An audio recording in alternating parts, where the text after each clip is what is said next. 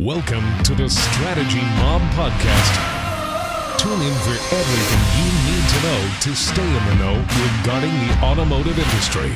Here's your host, Jason Harris. Hey, what's going on, Podcast Nation? It is Jason Harris here, and thank you for joining me on another episode of Strategy with Jason. Today, I have a very special guest from the stock room of his dealership. No, you're in the file room. Sorry, the file room. Because you guys are growing so fast. I have Nathanael with me today. And Nathanael, thank you so much for taking the time to jam with me. This is going to be a real fun conversation today. Yeah, it is. Absolutely. And I got to say, I love your studio because orange is my favorite color. You know what? Orange was completely by accident. I sold my dealership. I started the agency. I had a graphic designer at the time, and I said, I need a business card. We don't have a logo. I'm like, okay, we'll just go make something, whatever it is. And sure enough, she came back with this black design, and it was an orange logo, and it just stuck. And I've never been able to get away from it ever since then. But yeah, it's been a heck of a ride. Hey, before we get into kind of the main conversations, because we have some fun conversations about content creation and branding and how we scale ourselves. For everyone out there that's watching and listening right now and kind of don't know who you are and kind of how you got started in the industry, I always think it's fun to start off these podcasts with a little origin story. So Nathanael, how did you get started in this crazy little world we call the automotive industry? So this is very awkward for me because I like to, even though I'm always on Facebook Lives and different things like that, you almost have that imposter syndrome. And I always think about this when I'm on Clubhouse, and I'm pretty sure that's how we met. Yeah. But so let's see. I was working for a for-profit giving company called Twill. And I was actually just creating videos for them. I was using a GoPro 5, and I was just trying my best, making some videos for them, going out, selling their product. And I wasn't really making any money, but I knew that I needed some type of job. So I started working valet. And so I'm doing these two jobs. And then one day I'm doing something with Twill, and they get sponsored by this dealership called Mohawk Honda. And one of the salespeople knew that I liked technology, knew that I was very handy with a camera, and I knew what I was doing in the technology space. And he goes, "Hey, we're hiring delivery specialists. Would you want to apply?" Yeah, sure. Why not? Sure. I'm not making anything really right now. And my knees are starting to kill me from running 16 miles a day doing valet. So, yeah, why not? Let's try it out. So I get the interview, and I start working at Mohawk Honda as a delivery specialist. Uh-huh. And then, that's not going to stay there. Notice that they're doing stuff on Facebook. They're posting delivery pictures every single time a delivery happens. And for a dealership like them to post that many times, they're selling 600 cars. 400, 500, 600 cars has steadily increased as I started working here. And you just can't do that on social media. Nobody, I hate to say it, but nobody cares that you're going to sell that many cars that you're posting 20 times a day. After a while, you start losing followers. So I came up with the idea, hey, maybe you guys should start doing this, and group them all together. That was like the initial step. So then Honda comes out with this walk around competition. Oh yeah. Yeah, it was a walk around competition 2 or 3 years ago. And they know that I started doing a little bit of things on my computer. I brought in my laptop during my work hours to help them create logo spins that didn't really look that good, but I was trying. So they knew that I had some type of video capability, and I start using an iPhone 5 to shoot these videos on. And I created the edit for all of those, sent them in. Funny story. One of them got picked. Great. And so one of them gets picked, and then actually, wait, hold on, I think I skipped ahead. I love the Crap. fact that you're just gonna you're sitting back there in the corner like, hey, you know something about this video stuff, right? Yeah. Well, the funny part is we're literally in the corner of the dealership. All the delivery specialists were in the corner, and Of course. there was an empty desk next to us, and I just popped on my computer, start working on stuff, and so that happened, and then I started meeting up with someone for a mentor, and he pretty much told me, I was like, man, I really think it's a good idea.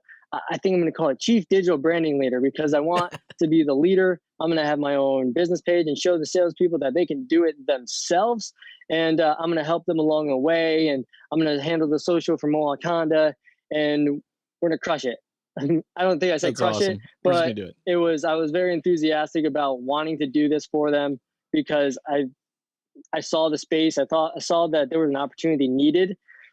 And I was looking around at other dealerships' social medias, and we were kind of the only ones that were doing real posting in sense of a lot of hard selling, soft selling, and then a little bit of the in between culture stuff. And I'm a firm believer, and my GM, my dealer principals, they're all in about showcasing the people because people are what sell that's vehicles. 100% It's not, key, right? Like this anything is a like people that. business.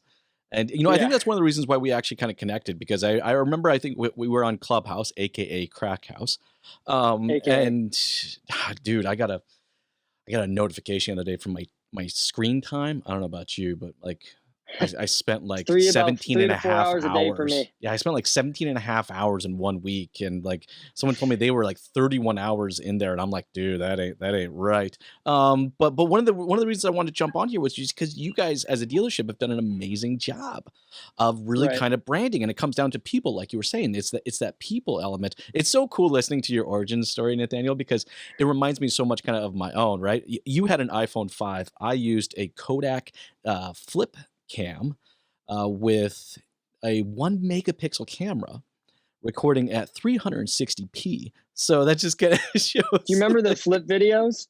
Yes. Yeah. So a GoPro 5 and a flip video. And then that's exactly what it was. That for the walkarounds and then using an iPhone 7. Someone literally has a picture of me with the iPhone in a selfie stick that I'm literally holding on my shoulder like a shoulder rig. So I could get a cool shot. It's crazy. Well, that just goes to show your commitment to the craft, right? And it's funny to hear that you were kind of back in this corner. It was like I was a salesperson at the time, and it was 2003, and they walked to me and they go, "You know something about this internet thing, right?" And I'm like, yeah, sure. I know something about this internet. Yeah, definitely. Like we want to create our department, and that's how kind of my career says. So it's so cool to kind of hear that. Now for you guys, branding seems to be a way more an important strategy than I would say marketing. For most dealerships, I would say over 70%, maybe over 80%, maybe even higher of dealerships out there, all right, focus all their strategic efforts on marketing, acquisition. I got to acquire, right? I call it the PPC crack, right? Like I got to get my fix, need to get my fix. But you guys have not, right?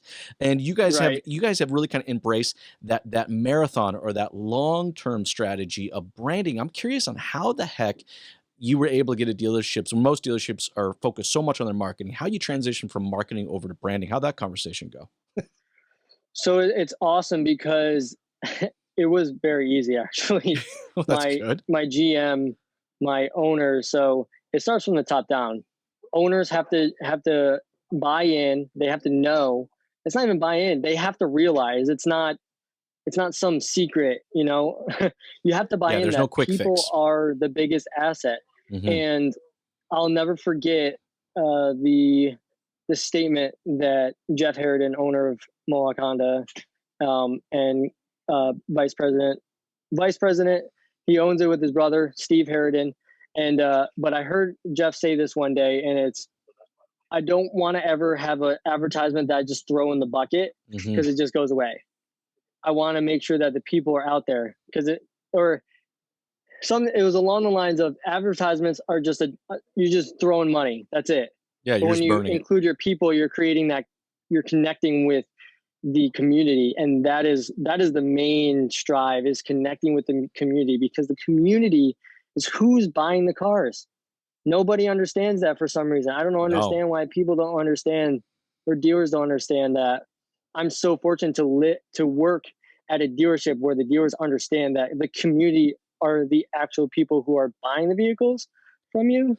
Well, they're the engine that keeps us fed, right? Like, yeah. kind of without them, we don't really have much of a business, but I'm with you though. I am blown away how many dealerships will spend tens of thousands of dollars. I mean, hundreds of thousands of dollars a year, millions of dollars a year, on messages that have a shelf life of this amount of time. I know. The shelf life of those messages are 30 days, and then poof, it's gone. Poof, it's gone. And it's like, now I got to do it all over again. And it's this insane, vicious cycle. And with branding, you don't do that. To your point, you said earlier you have this picture of your commitment to a video of, from years ago of you having that rig or pretending to kind of have a rig over your shoulder. But those are the types of messages that go out and they last forever. You can use that thing. You can use that one single picture, that one single image, all right, for the next 10 years. Right. Once you can throw it out and just say, I remember this, right? And it's not like I can take an ad, all right, from last year and post it this year and say, hey, you guys remember this? And anyone actually give a damn. Right. So that's the thing. It is. And it's all about the people. Now, I want to go back to the community thing, because how do you connect the dots? I think a lot of times I see dealerships that will go into branding and then they make it all about themselves. They don't make it about their community. Yeah. You've done a great job of the opposite of that. How do people do that? Well, you have to think like your community. What do they want to see? No one cares that you're going to post about a walk around on a 2016 Acura that you're going to sell. Wait, to be honest, Nathaniel, can you just say that one more time for everybody out there that's watching and listening right now? Can you say that no one cares that? No one cares that you're selling this old vehicle that's used in pre-owned. They have to know the why. Yes. Why should they care? And this is what we've tried it, and that's the only reason I'm saying it.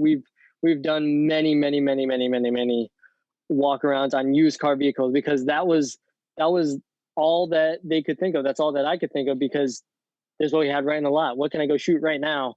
And I will say it's very good to get salespeople's feet wet, and it's very good to showcase on your personal Facebook if it's you doing the walk around and you're sending it to someone who is actually interested, who says, hey, I'm really interested in this.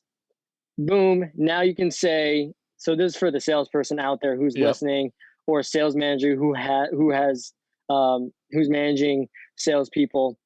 If you have a customer assigned to a salesperson who gets the exact car and does a walk around on this vehicle, and then posted it to his Facebook, says, hey, everybody, I made this vehicle for so-and-so because he's looking at it. I can do the same for you. Let me know how I can help. That's a whole nother story. But as a dealership, it's, hey, look, we have this vehicle. Oh, wow, cool. You're a car dealership. You have cars? That's cool. Oh, I didn't know that. So then you go into the community. So now we're getting into, what does the community want? Well, what happened during the pandemic? Restaurants shut down, right? Boom. There's an opportunity for you to be a community partner and not just say, hey, we're selling cars. Say, hey, we're actually part of the community. So what we're going to do? We're going to give away $50 gift cards. Partner. I know I jump in every once in a while, but I just want to make sure everyone that's watching and listening really kind of, I want to, that's a big one. Okay. Because a lot of people, I think they go into this and they don't necessarily understand, like, when they're making content, they make the content for themselves, not for their community. And, if you're going to make content for others, then you actually need to be a community partner. I mean, how many dealerships out there that say, I'm a part of my community. I sponsor the hockey team, and I park my cars at the Rib Fest every single year. I'm like, So showcase it, put people on the ground. Exactly. Connect with them. Actually be it. No, go ahead. Yeah, that's it. Give me a couple great examples that you guys have done. Give me a couple great examples if you guys have done this, because I know there are a handful, but when was some of the most successful campaigns I think you've run that it really was more about community partnership? So community partnership, let's see. Every single time we help out a non-for-profit or even some charitable for-profit, or all right, let's go. There's so many that we've done. Yeah. Pet adoption. This is coming up. When will they hear this podcast? Within the next week. Okay. So I'm just going to throw this out there. What is the date of this February? I don't have the calendar in front of me. Today's the 10th. So Thursday, the 12th. So February 12th, we're doing a pet adoption live on our Facebook pages, Mohawk Honda, Mohawk Chevrolet. And this came about because we couldn't do our normal biannual pet adoption where all of the shelters come into our dealership and people go and look for animals, because the shelters have no outlet. They have one person who might throw a picture of a puppy up there, and they're doing the best they can. And we decided to partner with them, and now we're doing them every other month. That's cool. Because we have the tools, and those are getting so much engagement because, let's be honest, everybody loves animals. Well, and it's real, but it's showing that you are people too, right? Like you've said it a couple times, and I think we've said it a couple times in this podcast, that this is a people business, but we say that. And then if you look in our marketing efforts or you look on our website, there's one freaking page. There's one page that actually has people on it, and it's usually the staff page. And sometimes those staff pages are so bad, it looks like people, like they're mug shots, or they have no picture. I love the avatars. Yeah. I love the avatars where there's like no pictures. But hey, we're a people business, and we dedicated one single page to our people. But I handle you guys the pictures for our website. It's not easy. I'll give them some slack on that. I'll give them a little bit of mercy and grace for that one. It's, we have to schedule the time for the person to be ready. And then, oh, I'm not ready. I got to get my hair cut. I want to look good, all those different things. But yeah, we are in the people business. And all right, so we'll go to the second one. And that's what I was just talking about with the $50 gift card giveaways. Yes. So we go live, and we were talking about this earlier about the Mevo. We bring a better production than just our phone. Now, our phone is great. Don't get me wrong.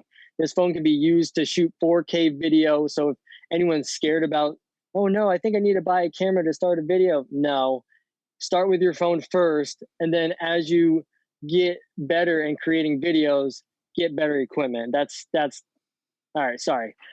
So no, that makes sense. We go to the restaurants, we go to the different businesses, we buy, we don't ask them for anything. We want to buy the card. We want to give it away. We want to give it away because we know that they're struggling. We don't ask anything from them. Now, since we've started the $50, we've gone to $100 because we know how much more they are in need. And that's just being aware of your surroundings. Who's local around you that you can help out. Well, you know what? Let's talk a little bit about going live, because you guys do a great job of that. And there's so much fear, for dealerships out there to go live. So what are some of your live best practices? Live best practices. Well, first one, just do it. Don't overanalyze it. That's right. Just freaking do it. 2, make sure you have a good personality, and as people hop onto your live, you could be going through. So if we were on live right now and I could see people up on stage and we're going back and forth, I would say, oh, hey, Alicia, thanks for hopping on. We're talking about this. Hey, so glad that you hopped on with us. That's where you make that connection when you're doing the lives. And it's way more than, I would take the advertising budget, cut it in half, and just go live in your community. Give all of that money you could back into your community rather than selling, hey, it's 0% APR, because you know who's going to do that? Your competitors. Yep. They'll tell you that for you.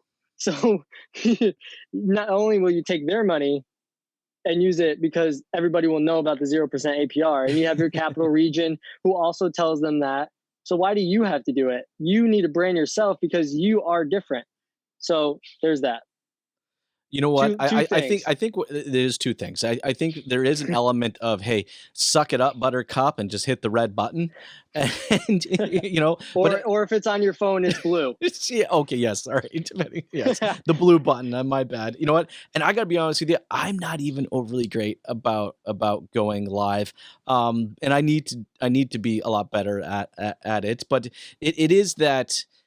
I find to do it and execute it correctly, it's a routine, right? And you guys have done an amazing job of creating a routine out of it, where it's like, even just before we got on this podcast, it was your time. It was the routine time for you guys to go live, right? What were you guys going live with today?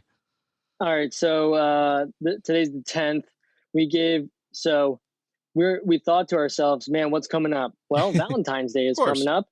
What are local restaurants doing? Oh, there's a restaurant up in Saratoga, New York, that is doing a package for $350 where you get a $90 meal for free, and we are buying them a suite to stay at overnight, which is right across the parking lot. So we're giving that away, and that's what they were going live for, the Valentine's Day getaway. I love those it. Up so many times. I've done it on live. It's embarrassing. Now, one of the things that we got talking about a little bit before we started recording, and I was surprised, but also very pleasantly surprised to hear that one of your, I guess, roles or responsibilities within the dealership is helping salespeople with their branding efforts. And I think that's so cool. I mean, I would love to see that role within a dealership more often. How do you help how do you help salespeople with their branding efforts? How do we help? So what we do is we help them set up their own business Facebook. And what I tell everybody, your customers are great. Yes, they're awesome. They purchase from you, but not everybody you want to be your friend. Yeah. You want to have a close circle. It's okay to have a close circle. Become an influencer in your community, so you can say, hey, check out my Facebook business page. I do this. I go through tutorials. Also check out Mohawk Honda. Check out Mohawk Chevrolet's page, because they're giving you tons of tips on how to buy cars. They're giving you tons of tips. And we're always in the community. We're always doing giveaways to help out the local community in any way we can. So go ahead and check that out. That's step one, is to set up that business page so they can tell their customers, hey, I have this page and this is my hashtag. That's another thing. We're starting to help out all of our salespeople come up with their own hashtags. So the most recent one that I really love is hashtag Deals by Dre. What's the first thing you think of? Beats by Dre. Yeah, that's awesome. There it is. Bingo. So her name is Andriana Bannon, but we all call her Dre. And that was the aha moment. Holy smokes, I can't believe we did that. I like that. I like each dealership, because I kind of have it's funny. I like that every salesperson having their branded hashtag. I started using the hashtag Bell to Bell a long time ago, because we have a not-for-profit where we donate all of our profits and for swag that we sell, and it's from Bell to Bell, and so that I've been using that for a long time, and I've never even, at this point I've almost forgotten why I continue to use it, but it still gets used on such a regular basis. But I think that's really cool. What it makes you Googleable. That's very true. It does. Yes. That's what it does. Googleable. You can did you say Googleable? Googleable. That's awesome. I love that word. That's going to be the word of the day. So just think, everywhere you put a hashtag is going to show up in Google. That's true. It's not rocket science, friends. It's crazy. I guess it is, but not really. I find with a lot of salespeople is that they just don't they don't necessarily understand what it means to brand themselves, and a lot of times they think branding themselves has to do with what they do for a living. It's like, well, I'm a car salesman. Like, my brand's going to be about selling cars, and I find that not always necessarily to be true, because I'm thinking from a consumer's perspective, going back to what we were talking about earlier about like doing it for the community. Again, what you're doing is you're doing it for your branding, but you as a good brander, you're branding something that you're passionate about, and that may not necessarily be car sales. In fact, actually, some of the best salespeople brands I've seen out there. One gentleman, he's an angler, a fisherman. A retired professional fisherman, and he sells Yeah. trucks. But all of his social efforts, all of his brand is not about how he sells trucks. It's just his passion for fishing.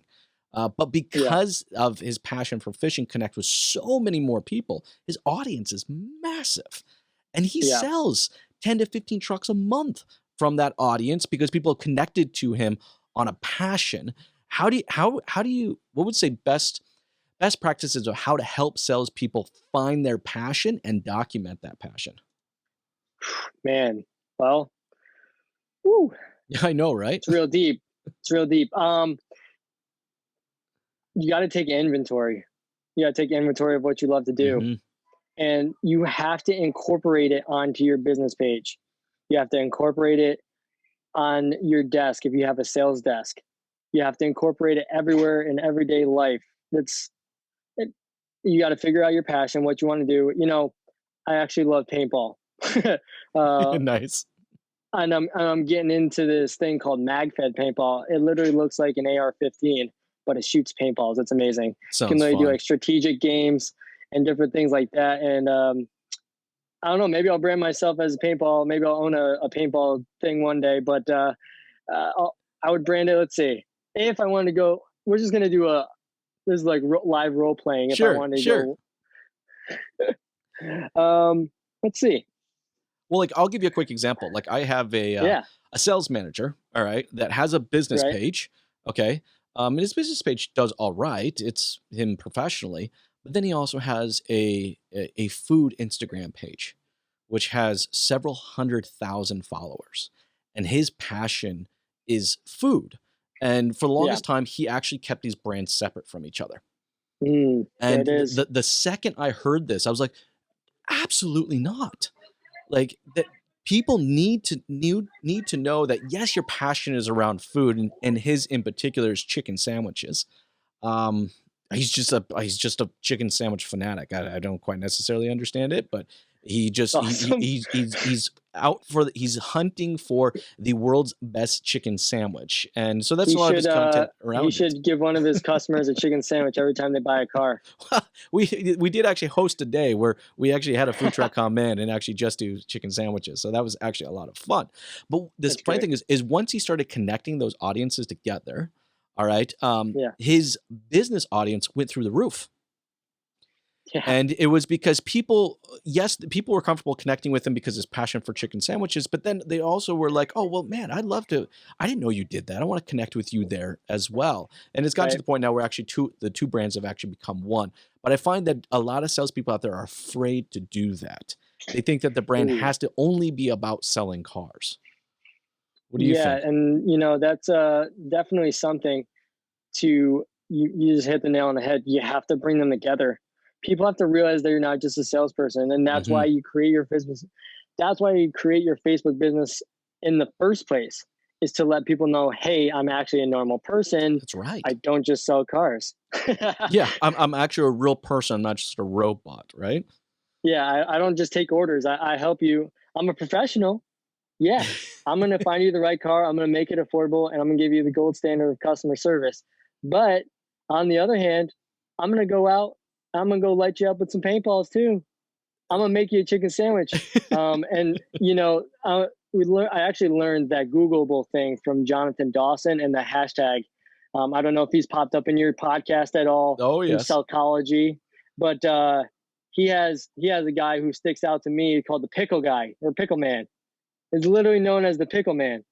People come into the dealership and say, hey, I'm looking for the pickle man. And everybody knows he is. Because when you buy a car from him, he gives you a bucket of pickles. Gives you a bucket of pickles. What? That's amazing. I want a bucket of pickles. I might just buy a car for the bucket of pickles. To say, man, I bought a car and good I got. You know, it's just. But I love like it though, because you know what though, it humanizes us. And when I really think about it, all right, we want to connect with people at a human to human level. And I think this is one of the biggest opportunities salespeople have when they start branding themselves, is that you can actually show the rest of the world that you're a human too, and you're not a salesman. Yeah. Look, there's a stigma about being a car salesman, okay? And Absolutely. if you can break that stigma very, very quickly by having that brand online, now I would say maybe stay away from politics because I've seen that go the wrong way. Yeah. So actually, let's do that real quick before we kind of close off, because I know we're getting towards the tail end of our time. Let's talk about branding no-nos. Let's talk first about how dealerships need to have their own social media person in-house. Yes. This is, oh man, this is my number one. Like, I'm probably going to create a business one day. I'm going to go around to every single dealership. I'm going to consult and tell them why they need a social media person. But 100%. I'm just so passionate about it because I know the effects to the point where I have a team of 3 now for 2 dealerships and a collision center. It's not just me anymore. So we just have to, oh man, if we can, people, we were talking about salesperson. Yep. Let's go to the dealership. People need to realize that people work at the dealership. You need to humanize your dealership. You can't just post hard sell. Hey, look, we have this car. Hey, look, we have this car. Hey, look, buy our tires. Hey, look, buy this, buy that. Nobody cares. We can buy stuff anywhere. I could buy tires online if I wanted to. 100%. But if I go and say, hey, look at Ashley Dobbs. She's one of our service advisors. She's been here for this long. She loves helping out her customers to make sure that you are safe on the road. What? No, it's true. It's connecting people. And this is why I kind of say, I think it's a great, kind of starting point for a lot of dealerships out there that are looking to understand branding, understand that people is the core of all your branding efforts, is first take a look at your website. All right. If there's only one page on your entire website, we were talking to us about this a little earlier, if there's only one page that has anything to do with your people, that's the first thing you got to fix, because your mindset has to totally change, right? Like when someone comes into your physical dealership, people learn pretty quickly this is a people business. Wow, look at all these happy people, smiling people. They're having fun. They're joking. You can feel the energy. But I get it, that my first impression of you is going to be your website, and then B is going to be your social efforts, which to your point before, right? So it's like, I always kind of say, like, start there, then kind of go over and work on the webs, on the social media side. Look, you just taking pictures of cars that you sell, that's not people. Like, we have to connect with them and people. But there are some definite no-nos when to come to social posting. I've seen some pretty bad ones. There's actually a dealer principal that got, I know of, that got ripped pretty bad for personally posting something that was very, let's say, a politics specific. And it then ended up trickling over to his other brand, being his dealership. So I'd love to kind of get your thoughts on posting no-nos. So you have to think about yourself if you're on social media and you work for a car dealership or you work for a business that, I mean, everybody on social, that's why I say you need to have your own personal Facebook. One, because if it's your personal Facebook, you choose who you want to be your friends. Boom. Step one. Obviously, I have to monitor that as well. If someone says something, and it blows up, I obviously have to be aware of that. But it's their personal page. They're free to say whatever they want. Exactly. I can't control them. I can ask them to take it down. I mean, but if they're going to have their own business page and link it. So, for instance, Travis Landry is one of our salesperson. Travis Landry at Mohawk Chevrolet. If he's going to link it with our name, I mean, and everywhere you go, you're a brand ambassador for the job you work at. So you have to be cautious. And let's be honest, you're not going to fight. You're not going to win any fight over social media. It's just never going to happen. Doesn't matter what side you're on. If you're Republican, Democrat, Independent, I don't even know the 700 other politics out there. It just doesn't work. Sit down with somebody, give them a call, and talk about it. You don't have to write 7 pages worth of something on your Facebook page. One, you're going to get people all fired up. You're going to get fired up. Yep. You're going to spend 6 hours trying to type something out in the comments about how to defend your position of why you think this should happen. It's honestly not worth it. Even if you think it's worth it, just think of how much time you're going to spend trying to defend it over and over and over again. What is it really worth to you? Exactly. That the whole world knows that you're a Republican, you're a Democrat. Come on. Well, that goes back to what we were talking about earlier, is that when you're a content creator, you have a responsibility making content for your audience, not for yourself. So Correct. as long as you kind of maintain that mindset, all right, then I think you're usually you're going to be safe. You're going to be safe as long as Yeah. you know that you're making it for others and not for yourself. Hey, Nathaniel, I know it's getting towards the tail end of our time, and we can easily go for another hour. I'm confident of that. Absolutely. But before I let you go, though, for everyone out there that's watching and listening and would love to kind of connect with you or the dealership and kind of, learn more about yourself in the dealership, what's the best way to connect with you? All right. So there's a few things. You can either find me on Clubhouse, Yes. and all my social medias are in there. And I do a Clubhouse room, 7:30, building brand legends. And we just talk about how people can build their brand.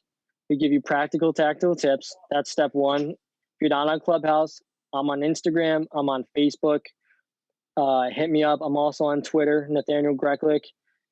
My business page on Facebook is just Nathanael, Nathanael in New York. My @ sign is Nerdy Nate with a 3, so I can be easily found out. Apparently there's another Nathanael out there who has some amount of followers. I'm going to surpass him one day, but I'm not there yet. Nice. On Instagram, it's N_Greklek. You can find me. That's my business Instagram. I do have a personal Instagram, like I said, because I have to control who I want to share the pictures with my 3-month-old daughter who is growing up. So they'll be on there every now and then, but I love my family. I want to keep them safe. And as things progress, people start to know who I am because I'm trying to help out as many as I can. It just happens. People start to know who you are, and you got to keep them safe with that. So N_Greklek on Instagram. Hit me up with a DM. I'd love to talk to you. And Mohawk Honda, Mohawk Chevrolet, Facebook, Instagram, Twitter, Snapchat for Mohawk Honda, YouTube, and LinkedIn. We're on all of those. You're everywhere you can find Nathaniel. Hey, We're Nathaniel. Omnipresent. You're omnipresent, right. Hey, thank you so much for taking the time to jam with me today. This has been a lot of fun. You have yourself an amazing day. Thank you. Thanks, Jason. Thanks for everyone listening. I hope you found some value in it. Thanks, Nathaniel. Have a good one. You too. Thanks for tuning in to the Strategy Mob Podcast with your host, Jason Harris. Don't want to miss new content?